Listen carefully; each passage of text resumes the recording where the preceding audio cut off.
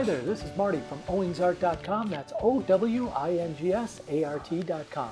And today we'll take a look at 3 different Japanese brush pens. I want to thank a viewer for suggesting this. It's about time I got around to it. I've been looking forward to doing this anyway. So the first 2 pens are from the Kuretake company.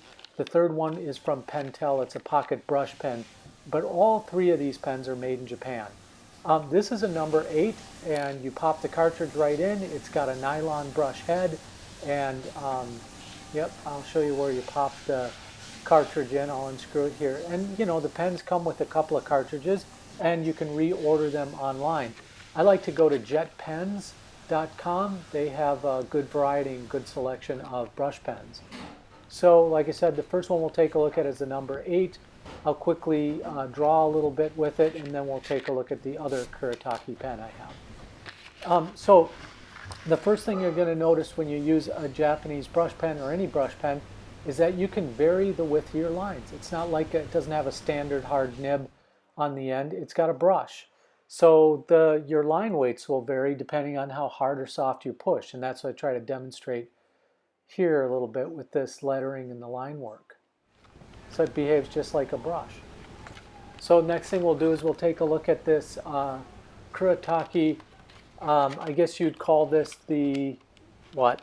Let me see here. It's really the Sumi brush pen. So, and you can see I haven't put the cartridge in this one, so I wanted you to kind of see it's white. And you unscrew the end cap here. Then I'll take an ink cartridge out, I'll pop that ink cartridge in, and you'll see how quickly the ink will flow down.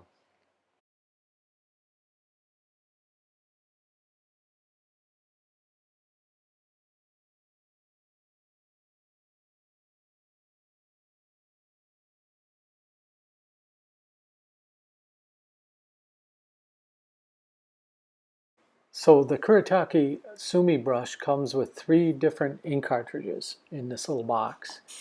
So since we just have one pen, we'll just use one ink cartridge. And it says right on the pen here, right on the cartridge, it says made in Japan. You know, it's the right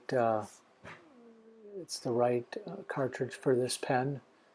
See, it's got a little ball bearing down there. You push it in, give it a nice firm push.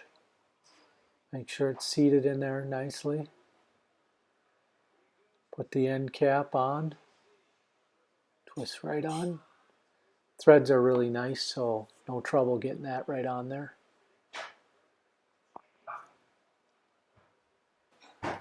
Give it a little shake here, but you really don't have to. I mean, the ink will come down on its own anyway.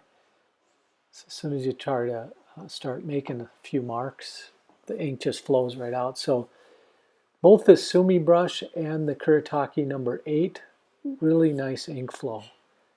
And it's hard to tell because the video is sped up, but I'm drawing I'm not super fast. So now here, this is the Pentel pocket brush pen. The Pentel pocket brush pen is also made in Japan, and it's got permanent, it says permanent pigment ink. And again, it's a brush pen, but I had more trouble getting the ink to flow down in this pen and to get it started. You can see here I'm making lots of marks just to get the ink to run. Once it ran pretty good, but I'd say the flow is quite a bit different from the Kuretakes. Now the flow is better in the Kuretakes, but the ink I think is darker in the Pentel. That's something I noticed right away. So here I'm just kind of comparing the 3 different pens and the lines and colors that they make. And overall, I really like the flow, the ink flow of the Kuretake. And that Kuretake is not the number 40 Kuretake, which is a sable brush. I mislabeled that. It's actually the Sumi brush pen. So yeah, that's a quick look at the 3 different pens. And here I'm just going to draw a quick face, a self-portrait actually. But the pens worked really well. I like the way they feel in the hands, especially the way the Pentel and the Sumi brush felt. The Kuretake number 8, the very first pen I tried that's longer than the other 2 pens, You can see it off to the right there. That pen felt a little bit, skinnier in the hands. It still wasn't a problem. It just had a skinny feeling to it. So that's the Kuretake and the Pentel brush pens. I want to again thank the viewer who suggested this. Thank you very much, and shout out to you.